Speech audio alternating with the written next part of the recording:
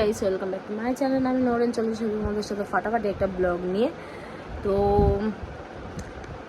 শুয়ে পড়েছিলাম, তো উঠে গেছি 7টার সময় উঠেছি। ওঠার পর থেকে একবার কথা বললাম, তো ভিডিও কলিংও দেখলাম মিশোকে। তো দেখে নিয়েছি, এখনও বাড়িতে কেউ আসেনি, আমি আছি, আমি আর আমার ননদরা আছি।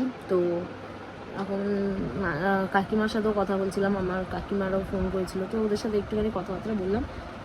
এখন হচ্ছে ঘরের কাজ কি করব, আর কিছু করতে ইচ্ছা করছে না।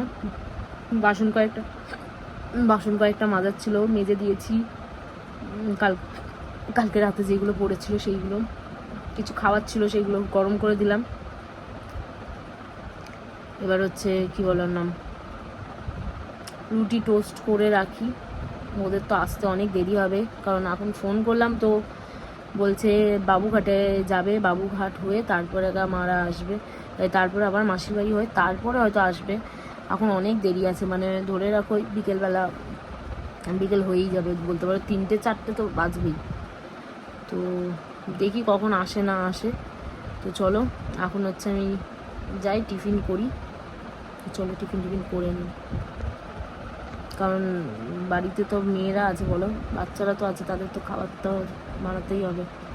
তো দেখি রুটি করে নেব, তো রুটি টোস্ট করি আর চা করি, তো ওরাও তাহলে উঠলে খেয়ে নিতে পারবে। তো চলো, দুটো রুটি সেঁকে রেখে দিয়েছি তার জন্য, আর এই যে চা বানানো রয়েছে, দেখি ও উঠলে তখন ওই খাবে।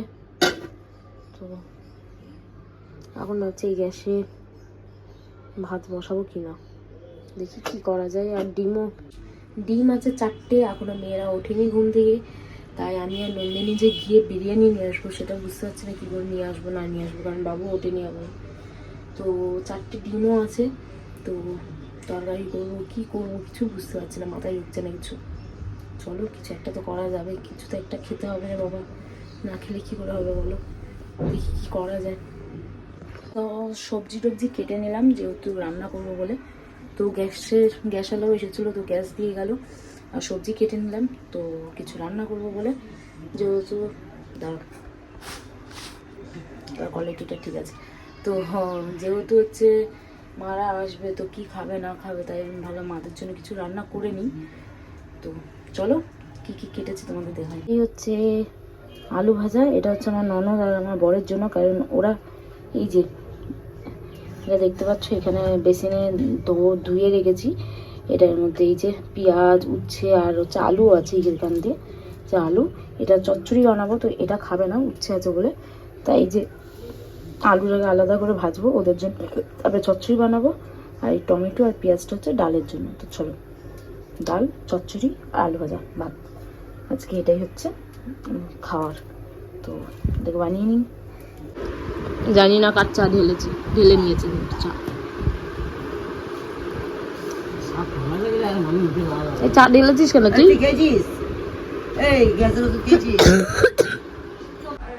সো এখন ঘরে ঘুরে বেড়াচ্ছি, রান্নাবান্না অত কিছু নেই, মাছের ঝাল করলো, আর কিছু নেই। এবার ঘরটার পরিষ্কার করবো, আর সবাই গল্প করছি, যেহেতু সবাই বাড়িতে আছে, মাসিরা সবাই, তো তার জন্য গল্প করছি বসে বসে। ওখানে সবাই লুডোও খেলছে।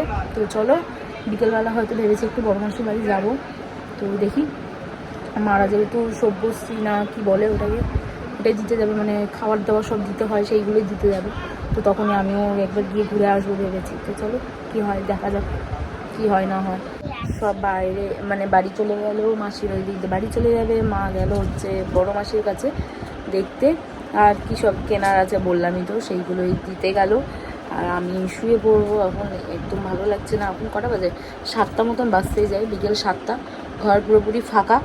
এবার হচ্ছে আমার মেয়েকে বলছি ঝাড় দিতে, মেয়ে ঝাড় দেবে না, বলছে তুমি ঝাড় দাও, সব নামিয়ে দিয়েছে। তো দাঁড়াও ব্যাক ক্যামেরা করে দেখায়, এখানে কি একটা হয়েছে দেখো না, একটা দানা হয়েছে, তেমন একটা বিচ্ছিরি লাগছে, পুরো তিলের মতন লাগছে। আমার মেয়ে ঝাঁটা নিয়ে ঘুরে বেড়াচ্ছে, বলছে তুমি ঝাড় দাও। আর এই যে এখানে ফেলে দিয়েছে সব কিছু ফেলে দিয়েছে, আর বলছে তুমি ঝাড় দাও। তুমি দেবে না? তো আমি ঝাড়টা দিয়ে নিই বিছানাটা ঝেড়ে ঝুড়ে, তারপরে এইসব জিনিসগুলো আমার মেয়ে তুলে দেবে, তাই তো?